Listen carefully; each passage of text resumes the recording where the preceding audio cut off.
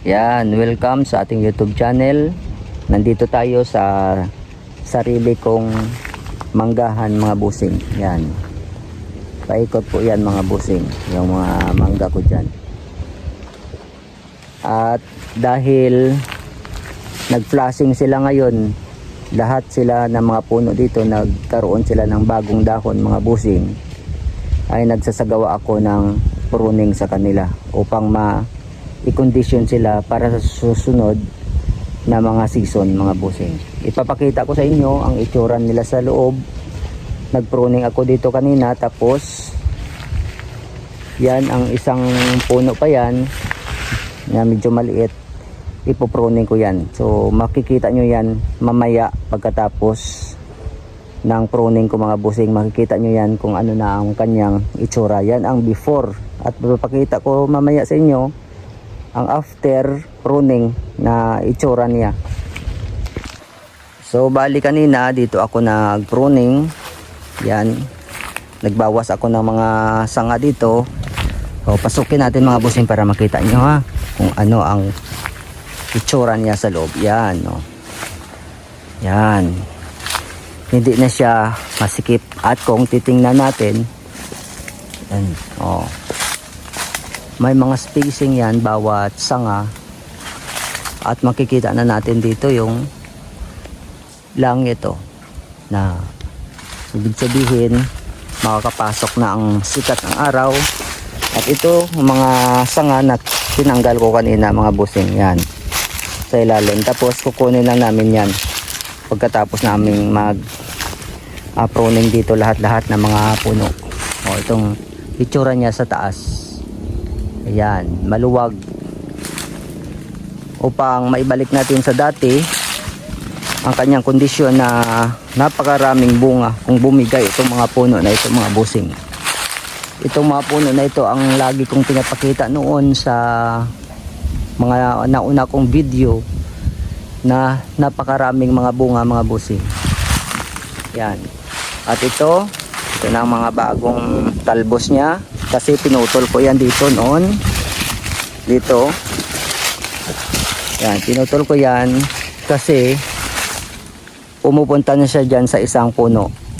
So pinutol para umiksi na naman siya. At ito naman ang mga bagong mga dahon na ito naman ang magbibigay ng bulaklak sa susunod na pag-indos natin sa kanila. Yan, yan. At itong puno na ito mga busing, yan ang aking ipopruning. Yan, magbabawas ako ng mga sanga dyan sa loob, tapos ipapakita ko sa inyo mamaya ang kanyang resulta pagkatapos na mapruning ko na siya. Yan ang before na itsura niya, at mamaya ipapakita ko sa inyo kung ano ang kanyang resulta. So papasukin muna natin mga busing para makita natin kung ano ang itsura niya dito sa loob. Yan, napakasikip na mga busing, napakaraming sanga, pero taon-taon binabawasan ko ito mga busing. Nagbabawas talaga ako dito, pero mabilis siyang dumami. Yan, kung nakikita nyo, may mga pinutulan ako dyan, tapos nagtubo siya ulit. Yan. So tatanggalin na natin yan, mga sanga na nasa gitna. At kahit dito sa gilid, magbawas din tayo para merong mga spacing. Yan. Yan mga busing, mag-umpisa na ako sa pag-pruning yan. Tapos pagkatapos nito na ma-pruning ko na sila lahat, ang mga puno dito, mag-a-apply na ako ng abono sa kanila, Triple 14. Mag-a-apply ako dyan ng Triple 14 sa bawat puno mga busing, para ma-condition siya ng maaga bago tayo mag-indos sa kanila sa susunod na mga buwan. Magaganda ang kanilang kondisyon. Kasi hindi ako nag-a-apply ng abono kung hindi pa ako nakapag-pruning mga busing. So kailangan pruning muna, magbabawas muna tayo ng mga sanga bago tayo mag-apply ng fertilizer sa puno para direct na pupunta na talaga sa mga natira na mga branches at mga dahon niya ang ibibigay nating pagkain sa kanila. Ano? Yan. Napakaganda ng itsura na sa loob. Kasi kanina pagpunta ko dito, napakasikip. Kaya nagsagawa ko kaagad ng pag-pruning dito sa ditong portion. Pero doon sa kabila, nakapag-pruning na ako last week. Yan. Ako talaga yung nag-pruning dito mga bossing. Minsan nagpatulong din ako sa mga kasamahan kong nag-i-spray. Pero sa ngayon meron silang mga ibang mga ginagawa mga bossing. Yan, ipapakita ko sa inyo mamaya. Yan Yan, ipopruning natin. Tapos ito, yun pa, ang isa. Ipopruning ko rin yan. Pero ito lang ipapakita ko sa inyo para mabilis. Ayan mga bossing. Yan na ang kanyang itsura pagkatapos nating mapruningan. Yan Yan. Meron na siyang spacing sa mga sanga niya. Papasukin natin mga bossing para makita nyo ang ginawa natin.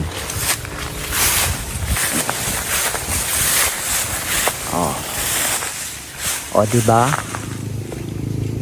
May spacing siya mga bossing. Pasukin natin itong mga sanga, yung mga tinanggal ko. At yan yan. Makita po natin lumuwag. Maluwag na siya sa ilalim mga bossing. Yan. So, yung mga sanga nasisikatan ng araw. Yan ang pinakamagandang pagkain para sa ating puno. Yan. Ang sikat ng araw mga bossing. Yan. So, makakasiguro na tayo na magbibigay ito ng magandang bunga pag sila ay inisprehan na natin. So ngayon mga bossing, pag-usapan natin kung bakit ginawa ko ang ganito na nagbawas ako ng mga sanga taon-taon. Ginagawa ko ito na magbawas talaga ng mga sanga.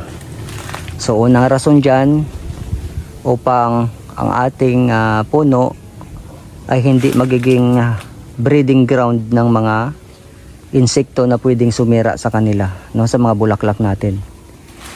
Hindi na sila pamamahayan ng mga insekto. At ikadua dyan ay upang yung nutrients na nakukuha talaga nila sa puno ay ma-distribute ng maganda sa mga sanga na natira dito sa puno na ito. Yan ay upang magiging maganda ang pagbigay niya ng mga bunga.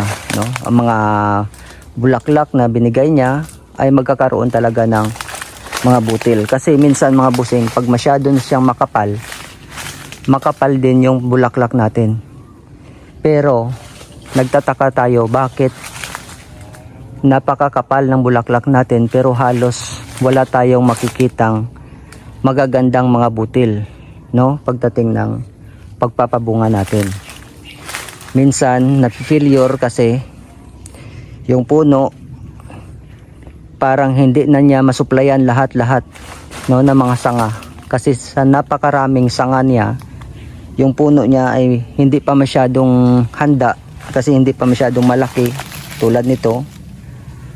Yan, kahit nga yung mga malalaking mga puno ay kailangan pa rin nating bawasan ng mga sanga. Yan ay upang ma-distribute ng maganda ng ating puno ang mga nutrients na binigay natin sa kanila. At isang rason pa dyan na hindi magiging breeding ground ng mga insekto ang ating puno. Yan. So yan lang muna ang maibabahagi ko sa inyo mga bossing. So magpapatuloy lang kami sa ginagawa namin dito ngayon. magpo-pruning pa kami dyan sa isang puno na yan. Tapos doon pa sa kabila, may pruningan pa kami doon. Tapos pagkatapos na mag-pruning dito mga busing, after 3 months, pwede na itong maglalagay tayo ng paklo dito sa puno mga busing. Dito. Yan. Para maikondisyon na siya ng maganda mga busing. After 3 months, maglagay tayo ng paklo.